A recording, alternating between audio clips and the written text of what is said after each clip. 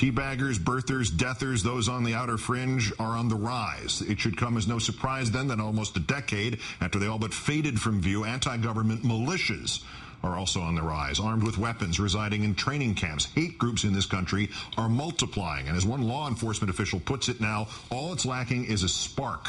A new report out from the Southern Poverty Law Center shows that right-wing militias, ideologically driven tax defiers, and so-called sovereign citizens are materializing in significant numbers. One federal agent noting, you see people buying into what they're saying. It's primed to grow. What's priming the movement's growth? An ailing economy, of course, but one key difference between militia groups in the 90s and what's fueling actions now, the face of the federal government. The enemy that almost all parts of the extreme right see as the primary threat to freedom is now black. Another key factor, a changing demographic. Contributing to the racial animus have been fears on the far right about the consequences of Latino immigration. But hate groups are not the only problem. Federal authorities are also focusing on those who may be contemplating politically charged assaults and acting alone. The FBI's Lone Wolf Initiative, launched to prevent single acts of hate-fueled violence, like the fatal shooting of 3 Pittsburgh police officers, or the killing of a black security guard at the Holocaust Museum in D.C., or, of course, the assassination of Dr. George Tiller. Joining us now, Mark Potok, the director of the Intelligence Project for the Southern Poverty Law Center. Thanks for your time tonight, sir.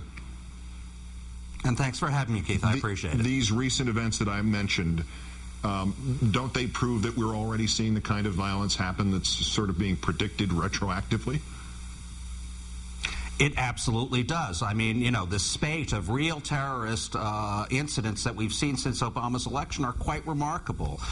You know, and of course, this was the very kind of activity that was talked about in the infamous Department of Homeland Security report that was so pilloried by Republicans and others on the right. You know, as it turns out, of course, the report was really prescient. It was completely accurate. That report, mocked, as you suggest, by conservatives, what is going to happen for the right to take that sort of stuff seriously and to view this from a national security point of view as opposed to a political opportunistic point of view? It is hard to say, because I think that the reaction to every one of these reports, a number of law enforcement reports and now our own, has been that somehow this is an attempt to defame conservatives or people opposed to abortion or veterans.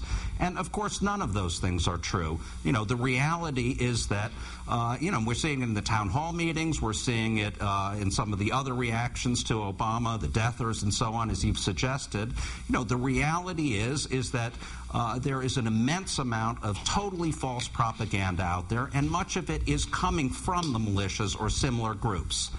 You know, what's just astounding is that sort of responsible Republicans and other politicians and commentators seem to be incapable of rejecting this.